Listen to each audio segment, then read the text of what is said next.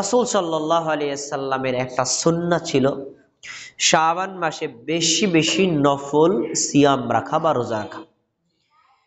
যখন তিনি রাখতেন তখন তিনি সাহাবীদের বলতেন যে তোমরা তোমাদের সাধ্য মতো সিয়াম রাখো। ফাইন্নাল্লাহা লা ইয়ামাল্লু হাত্তা তামাল্লাউ। তোমরা শাবান মাসে রোজা রাখতে রাখতে ক্লান্তি না হওয়া পর্যন্ত আল্লাহ তোমাদের নেকি দেওয়া বন্ধ করবেন না। সুবহানাল্লাহ। মানে নেকি দেওয়া চলতেই থাকবে। এজন্য আমরা এই বুখারী মুসলিমের হাদিস থেকে জানতে পারলাম শাবান মাসে বেশি বেশি নফল রোজা রাখা এটা নবীর সুন্নাত, সাহাবীদের সুন্নাত। আমরাও আমাদের সাধ্যমতো রাখতে পারি। তবে এই সিয়াম রাখার ক্ষেত্রে দুইটা কথা আমার মনে রাখতে হবে। এক, এই সিয়ামের সাথে শবে বরাতের সাথে বিন্দুমাত্র কোনো সম্পর্ক নাই। দুই নম্বর, এই সিয়ামটার জন্য নির্ধারিত কোনো দিন মানে 5টা 10টা, প্রথম সপ্তাহ, মাঝের সপ্তাহ, শেষ সপ্তাহ এমন কোনো কথা না। আপনার সুবিধা একটা না ভাঙ্গা ভাঙ্গা আপনি যেভাবে মনে চায় রাখতে পারবেন। 5টা মনে চায় রাখেন, 10টা মনে চায় রাখেন, প্রথম 10টা রাখতে মনে চায় রাখেন, শেষ 10টা রাখতে মনে চায় রাখেন, মাঝে 2টা রাখতে মনে চায় রাখেন। মানে কোনো নির্ধারিত সংখ্যাও নাই আর নির্ধারিত কোনো নিয়মও নাই, আপনার সুবিধা মতো আপনি রাখবেন। এটা হলো শাবান মাসে আমাদের একটি গুরুত্বপূর্ণ আমল। আমরা এই আমলটাকে একটু বিশ্লেষণ করি। কেন আমরা সাধারণত দেখতে পাই বাংলাদেশ সেনাবাহিনীতে যারা চাকরি করে কেউ কিন্তু পরীক্ষায় পাশ করে সরাসরি সেনাবাহিনীতে যোগদান করতে পারে না। ওনাদেরকে 6 মাসের একটা প্রশিক্ষণে নেয়।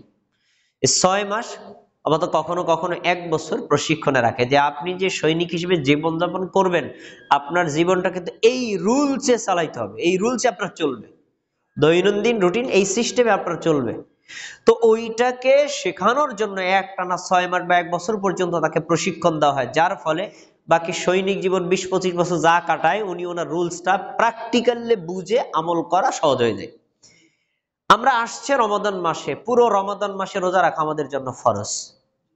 এই রমাদান মাসে এই ফরজটা যদি আপনি হঠাৎ করে শুরু করেন অনেকের জন্য বোঝা হয়ে যাবে। এজন্য আমরা বলতে পারি যে রমাদান মাসে যে সারা মাস রোজা রাখবো তার জন্য একটু প্রশিক্ষণ স্বরূপ, যাতে আমার রমাদান মাসে রোজা সহজ হয়, এই মাসে 2-4টা রোজা যদি আপনি রাখেন আপনার জন্য রমজান মাসে রোজাটা রাখা প্রশিক্ষণ স্বরূপ সহজ হয়ে যাবে। আচ্ছা, এবার আমি আপনাদের সামনে আজকে আলোচনা করব, আমার খুতবার বিষয়টা হলো শবে বরাতের পরিচয় এবং তার হুকুম। প্রিয় ভাইয়েরা, বাংলাদেশ, ভারত, পাকিস্তানের জনগণ হাজার বছর যাবত পর্যন্ত শবে বরাতের আমল করে আসছে, নিয়ম করে আসছে। এই শবে বরাতকে নতুন করে পরিচয় দেওয়ার কোনো দরকার নেই, কারণ এটা আমভাবে সব মানুষই জানে, এমনকি হিন্দুরাও জানে শবে বরাতের কথা। কিন্তু আমি আজকে নতুন করে পরিচয় দেওয়ার একটা মৌলিক কারণ হলো এই শবে বরাত বলতে কি বুঝায় আর আমরা করি কি, শবে বরাতের সম্পর্কে ইসলামের নির্দেশনা কি আর আমরা জানি কি মানি কি, এই পার্থক্যটা কমপক্ষে আমাদের একটু জ্ঞান দিয়ে বোঝা দরকার। প্রিয় ভাই, আসুন প্রথমে আমরা শবে বরাতের পরিচয় জানার চেষ্টা করি। শব এবং বরাত এই শব্দ দুইটা বাংলা শব্দ না, এই শব্দ দুইটা হলো ফার্সি শব্দ। এক সময় ভারত, বাংলাদেশ, পাকিস্তান যখন একটা রাষ্ট্র ছিল, সম্রাট আকবর, সম্রাট জাহাঙ্গীর যখন এরা ক্ষমতায় ছিল, তখন এই দেশে ফার্সি ভাষা ছিল জাতীয় ভাষা। তো ওই ফার্সি ভাষা থেকেই ওই শবে বরাত শব্দ দুইটা এসেছে। শব অর্থ রাত, বরাত অর্থ ভাগ্য। দুইটাকে একত্রিত করে যদি অর্থ করেন তাহলে অর্থ দাঁড়ায় ভাগ্য রজনী, ভাগ্য লিপির রাত। আচ্ছা, এখন এই শবে বরাত অর্থ বাংলায় আমরা করলাম ভাগ্য লিপির রাত। এই শবে বরাত শব্দটার আমরা আরবি করি, আসেন আরবি করি। শব অর্থ রাত, এটার আরবি শব্দ হলো লাইলাতুল। বরাত অর্থ হলো ভাগ্য, এটার আরবি শব্দ হলো কদর। দুইটার একত্র করেন কি হয়? লাইলাতুল কদর। তাহলে শবে বরাত শব্দের অর্থ হলো ভাগ্য রজনী, যার আরবি শব্দ হলো লাইলাতুল কদর। আপনারা বলেন লাইলাতুল কদর কি রমজানের মধ্যে না বাইরে? আর আমরা শবে বরাত পালন করি মধ্যে না আগে? তাহলে বলি কি আর করি কি? শবে বরাতের বললামটা কি আর আমরা করলামটা কি?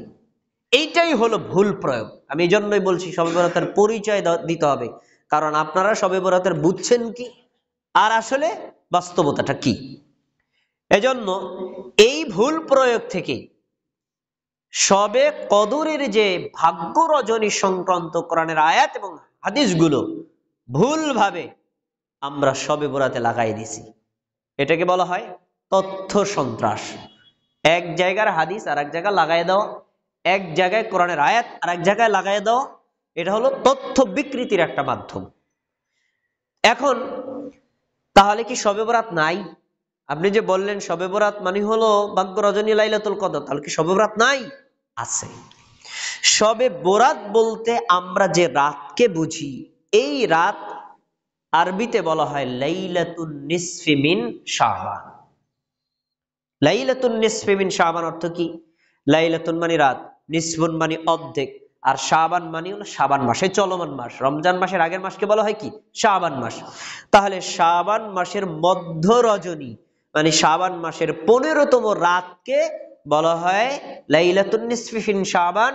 আমরা বাংলায় ওটা কি বলি? শবে বরাত। আচ্ছা, এখন আমাদেরকে ইসলামী শরীয়তের যে কোনো বিধান পালন করার ক্ষেত্রে একটা মূল সূত্র হলো, আপনি বিধানটা পালন করার আগে দেখবেন এই বিষয়টা সম্পর্কে আল্লাহর নির্দেশনা কি, তারপরে ওই বিষয়টা সম্পর্কে আমাদের নবী মুহাম্মদ সাল্লাল্লাহু আলাইহি ওয়াসাল্লামের নির্দেশনাটা কি, তারপরে আল্লাহর নির্দেশ নবীর নির্দেশ অনুযায়ী সাহাবীদের আমল